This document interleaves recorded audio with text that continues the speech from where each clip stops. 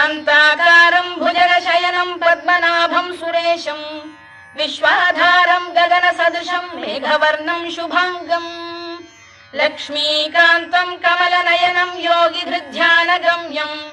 वन्दे विष्णुं भवभयहरं सर्वलोकैकनाथं मेघश्यामं पीतकौशेयवासं श्रीवत्साङ्कं कौस्तुभोद्भासिताङ्गं पुण्योपेतं पुण्डरीकायताक्षं विष्णुं वन्दे सर्वलोकैकनाथं नमः समस्तभूतानामादिभूताय भूभृते अनेकरूपरूपाय विष्णवे प्रभविष्णवे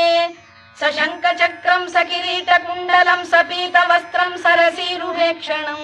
सहारवक्षस्थलशोभिकौस्तुभं नमामि विष्णुं शिरसा चतुर्भुजं छायायां पारिजातस्य हेमसिंहासनोपरि आसीन